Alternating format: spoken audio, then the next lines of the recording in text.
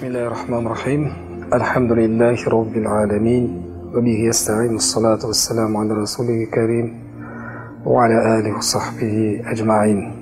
Мінекей дінімізде мүбәрәк саналған Ережеп, Шағбан, Рамазан барша мұсылмандар үшін қасиетті айлар.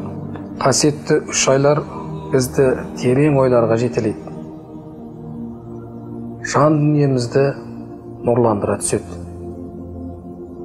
Сырқаттан сауығу үшін дәрігерге қаралып, қолан таза айығып кетуді қаншалықты адам баласы қаласа, жан дүниемізге селкеу түсіріп, рухымызды күйзелткен, көңілімізге кірбің ұялатқан күнәларымызды жуып шаю соншалықты маңызды болып табылады.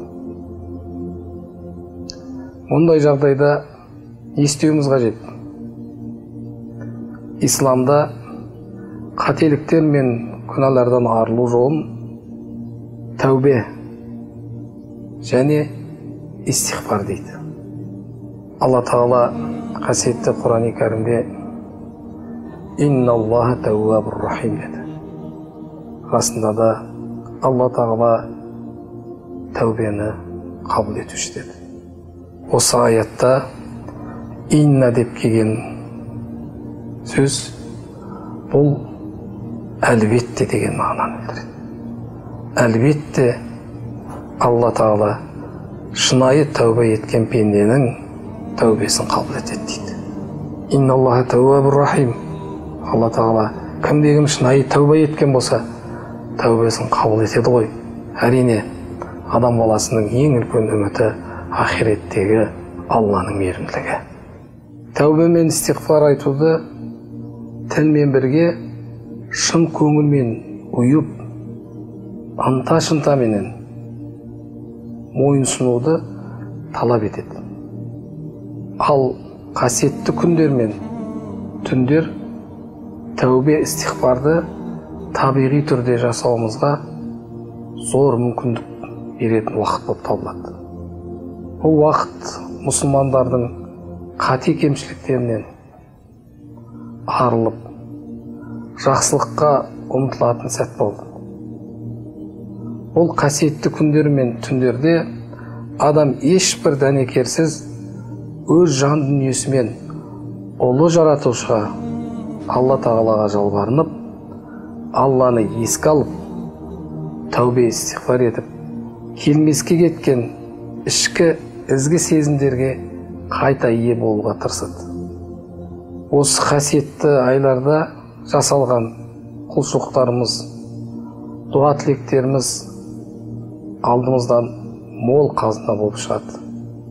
Қасиетті күндер мен түндерде ерекше назар аударатын жайттардың бірі, айналамызға әрбір істе әділдік тұрғысынан үлгі болып жүрміз бе? Әртүрлі өзіндік ерекшелігіміз бола тұра, әрбір игі істе бір жағадан бас, бір жеңнен қол шығара аламыз ба? Көршілерімізбен, жұмыс орындағы әріптестермен, немесе тәлім тәрбие берген адамдарымызға шынайы сенім білдіре аламыз ба? Біз жұрт қалтқысыз сенетін, өмірі мәнді, әрбір адаммен жақсы қарым-қатынас жасайтын, сәлемі түзу, кішіге ізетті, үлкенге құрметті, жарқын жүзді, жұмсақ тілді, қиындықты бірге көтеріскен мейірбан адамдарымыз ба? Міне, қасиетті күндер мен түндер өзімізге осындай сұрақтар қойып, өзімізге сын көзбен қарауға мүмкіндік береді. Қасиетті айлар бізге игілік тұрғысынан қақпаларын ашып, біздің ғұмырымыздағы кедергілерді жойып, табысты болуымызға әсер етеді. 3 айдың қасиетті болуы, Миғраж түнінің Ережеп айына, Бараат түнінің Шағбан айына, Қадыр түнінің Рамазан айына дөп келуіне тікелей байланысты. Бұл жайлы қасиетті Құран кәрім аяттары мен пайғамбарымыз Мұхаммед саллаллаху алейхи вассаламның өмірі мен хадистерінде көп айтылады. Пайғамбарымыз саллаллаху алейхи вассалам Рамазан айымен қатар Ережеп, Шағбан айларында ауыз бекіткен. Ережеп айы кіргенде пайғамбарымыз Мұхаммед Мұстафа саллаллаху алейхи вассалам былай дейді: Аллахума барик лана фи раджабин ва шағбан ва баллигна Рамадан. Яғни, Раббым Ережеп пен Шағбан айларын берекелі қыла көр. Бізді Рамазанға аман есен жеткізе көр деп дұға тілейтін. Бұл мұбарак айларда өзі келіп тұрған сауаптарды мүмкіндігінше жіберіп алмағанымыз абзал. Мәңгілік өмірде бақытты болуымызды осы пәни дүние белгілейтін болады. Егер де жаратқанның әмірлері мен тыйымдарына құлақ асып, пайғамбарымыз Мұхаммед Мұстафа саллаллаху алейхи вассаламның жолымен жүрер болсақ, нәтижесі Алланың разылығы болмақ.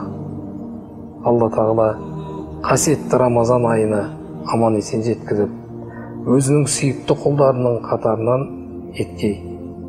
Еліміз аман, жұртымыз тыныш болсын. Амин.